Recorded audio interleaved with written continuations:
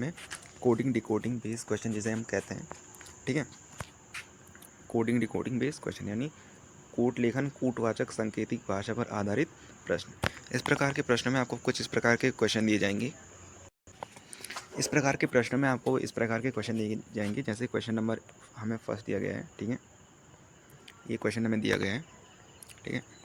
इसमें आप पता करें कि जैसे मैट का कोड क्या है, 34 है, तो सेट का कोड क्या होगा, ठीक है।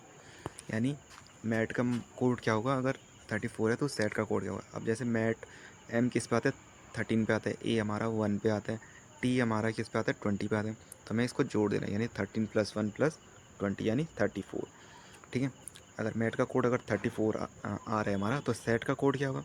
इसके लिए हमें सेट यानी एस आता है 19 पे, ए आता है हमारा 1 पे, टी आता है हमारा 20 पे, तो ये हो जाएगा हमारा 40। टोटल करके आ जाएगा 40, क्योंकि हमारे ऑप्शन नंबर सी में है, इसलिए इसका सही आंसर होगा हमारा ऑप्शन नंबर सी, ठीक है। इस प्रकार के क्वेश्चन आपके कोडिंग डिकोडिंग बेस्ड क्वेश्चन कहलाते हैं, ठीक है। आइए इसी में अगर हम दूसरा क्वेश्चन देखें, जैसे दिया गया कि डी को 8, एच को 16 कोड दिया गया है, ठीक है। उसी प्रकार एल को किस कोड में लिखा जाएगा, ठीक है। तो एल को इस कोड में लिखने के लिए एल इज इक्वल टू हमें जो कोड दिया गया है, ठीक है, 12 × 2, ये होगा 12 दूनी 24, जो कि हमारे ऑप्शन किस में आ रहा है, ऑप्शन सी में आ रहा है। तो इसलिए 12 दूनी 24 यानी ऑप्शन नंबर सी क्या होगा हमारा, सही होगा, ठीक है। इन प्रश्नों को हल करने के लिए हमें बेसिकली जो लेटर्स का अनुक्रम होता है, लेटर्स का जो बिल्कुल सीरीज़ होते हैं, हमें वो याद होनी चाहिए।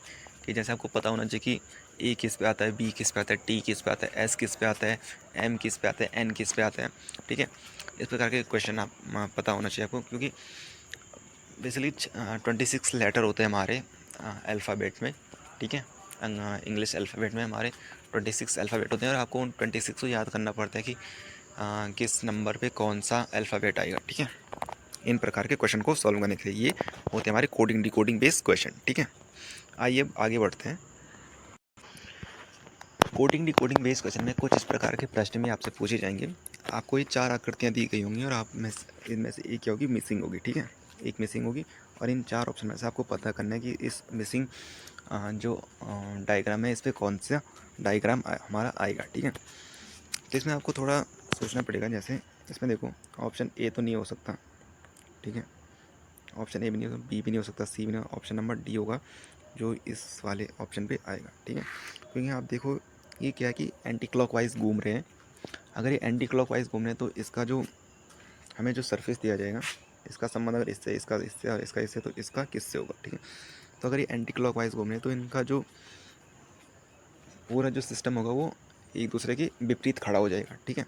एक दूसरे के विपरीत सिस्टमेटिक ढंग से ये एडजस्ट हो जाएगा, इसलिए इसका सही आंसर होगा हमारा ऑप्शन नंबर डी, ठीक है।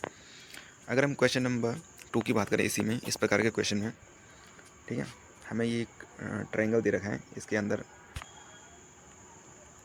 एक गोला दे रखा है, एक गोल है, इसके अंदर ट्रायंगल है, ठीक है। इसका संबंध इससे है। तो अगर एक रेक्टेंगल है और उसके अंदर एक गोला है, तो इसमें कौन सा आएगा। तो इसमें आएगा हमारा एक गोल है और उसके अंदर रेक्टेंगल है, ऑप्शन नंबर ए।